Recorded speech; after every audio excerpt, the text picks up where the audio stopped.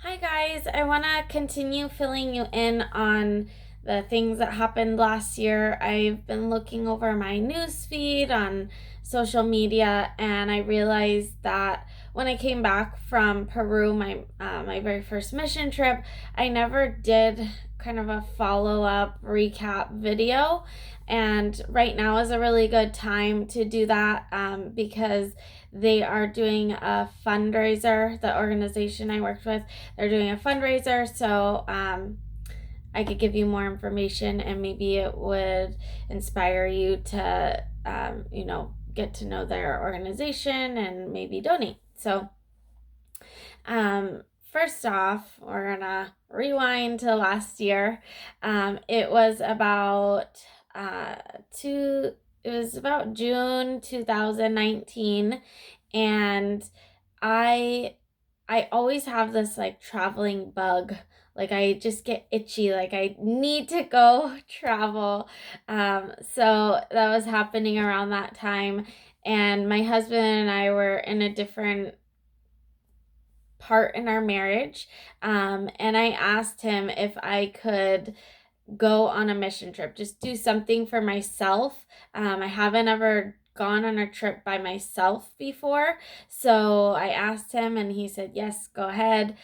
We could use some, time apart because that saying distant, what's it like? Distance makes the heart grow fonder. It definitely works and it definitely helped in this situation. And now my husband and I are doing so much better. So I'm glad that we were able to give each other some space to be ourselves and not have another spouse there with us. Like, I don't know. I guess every time we go on vacation, it's like we have to compromise. But if I go on a vacation by myself, I don't really need to compromise because I get to do whatever I want. Um, so I knew that I wanted to go on a mission trip, and I frantically was like, okay, I want to go on it this summer. I reached out to all my networking people. I am kind of a networker. So I reached out to my mom, to friends, and they were able to find someone who had recently gone on a mission trip, and she's like, oh, we're actually going on one in July. And again, time framing, at this point it was June and they were going on the trip in July. So it was 1 month away. But I'm like, you know what? I really want to do this. I'm going to pack my bags and, you're going to take me. I was pretty persistent. At first they didn't really, they're like, who is this girl? Like, why does she want to go on a mission trip so bad? But I just wanted to check it off my bucket list. So the organization I connected with is in the US. It's called Helping Hands Ministry International, and I think they have a couple different thrift stores, but the money that they make at the thrift stores go to funding the mission trips or supplies overseas. And this particular trip, we're going to Peru. I think they mostly go to Peru because they have a strong connection. So the Peru organization is called Amor en Acción. That's in Spanish. I hope I'm saying it right. But in English, it means love in action. And Amor en Acción has 8 sewing centers, a guest house, and a preschool. So they're pretty well established in different areas. And then they connect with the Helping Hands in US to kind of get guidance, get funding, just have another support, overseas support. So the 8 sewing centers there are called Oasis Centers, and it is more of a job training for women in general, but a lot of the women that we met were in need. So they maybe were having domestic violence issues. They were single. They had made the choice to become single mothers and they now need money to support themselves and their children. They are considered low income. But again, I wouldn't only say that the women who are at the Oasis centers are in those circumstances, but it's just a good opportunity if women, it's empowering for women to be able to learn a job skill, make money for themselves, and the women are super excited about making things. So the things that they would make are little handbags, pillows, pot holders, pretty simple things. And the hope is the more that they do it, the more advanced they get. And so some of the more advanced women were making clothing. And obviously you will make more money if you make, clothing and more detailed items. So it's definitely a learning process, but the women were doing such an amazing job. And because there were 8 sewing centers, it's kind of like Seattle area, if I hope you guys are familiar with that. So Seattle has smaller neighborhoods like Capitol Hill or the waterfront, all that. So that's kind of how it was set up. And again, it's Peru, Trujillo. I hope I'm saying that right. Trujillo. So that it's a pretty large city, and then again has smaller neighborhoods, and that's how they had the 8 sewing centers. So a lot of our trip was traveling around and visiting these different sewing centers, different communities. It was so much fun. They were so welcoming. Like, they don't know me, but they treated me like family, and it was amazing.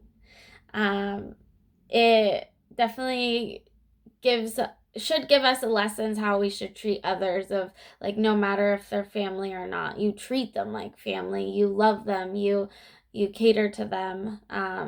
They did a really good job. And some of the time we did I think 2 or 3 times we were able to like wander off on our own and do we went to a shopping mall once. We went to this town. It's like a surfer town. So we went there once, and then what else did we do? Oh, we went up. Well, I guess we did 2 other things. We went up to the mountains, to this little town similar to Leavenworth, how that's in Washington. Leavenworth is in Washington. And then the other thing we did was we went and saw ancient ruins. So I wanted to talk about going up to the mountains because that was maybe one of the biggest takeaways. I love traveling in general, and every time I go on a vacation, that's the kind of traveling I want to do. Is I want to go into the smaller cities, and I want to really have an authentic experience, not just staying in a resort and getting all-inclusive drinks. Like, no, I want an authentic experience, and this is what the mission trip that we went on, that's what they gave us. So when we went up to the mountain, like I mentioned, it's kind of a hidden town, like hidden away in the mountains, and we were just enjoying ourselves and doing the little shopping at markets and stuff. And then I saw this little boy, and I looked in his eyes. I'm almost gonna start crying, but I looked in his eyes and I could see pain. I could see worry. I could see that he didn't know where his next meal was gonna come from, and that he's not being like properly taken care of by parents. And my heart just was pulled. It was like a string was pulling me, and I had to talk to him even though I don't speak the same language. I grabbed someone who translated for me, and we asked like, hey, where's your parents? He said they are working, they're always working. And I said, what are you doing out here? And he said, I'm looking for food. And I don't normally just throw money at homeless people because they could be using it for something not intended for. So I talked to one of the leaders, and she said, if you feel really called to help this boy, then let's go get him some food. But we're gonna walk him to a store. We're gonna have him pick out what he wants, and we're going to watch him eat it. And if he wants to bring it for family too, that's okay. But we're not just gonna give out money. So that's what we did. And afterwards, I sat down with him, and I tried to talk to him a little bit more, and I ended up praying with him, and we did the prayer, asking, or he asked to surrender his life over for Christ and accept Christ into his heart. And it was the most touching experience ever. That's really the first time I've ever done a prayer like that with someone. But it filled me up, and it was amazing. And it the way that I try to minister to people is mostly just being a role model, a positive role model to people. So for me to take this step further and actually pray with this kid was a big step for me. So I hope you guys enjoyed this video. Again, I'm going to add in the link below where you can find out more information about Helping Hands and maybe Amor en Acción. If you speak Spanish, you could look into it. And then again, Helping Hands is doing they are doing a fundraiser right now because of the quarantine and everything being closed down. They would normally have their fundraiser during springtime, but it's canceled. So they're doing an online fundraiser. And I could tell you, when we went to Peru, money was a big topic because they have so many needs. And if you have it in your heart to donate, we would really appreciate it.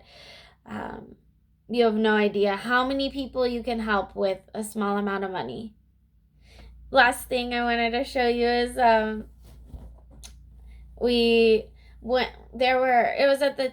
the time there were festivals going on, like how they do small festivals in the summer. Well, they had their town festival, and we got these shirts. It has the town seal on it, and we walked in a parade. So it was an all over fun experience. And if you ever get a chance to go on a mission trip, I hope it's something similar to the one I went on. All right, have a good day, guys. Bye.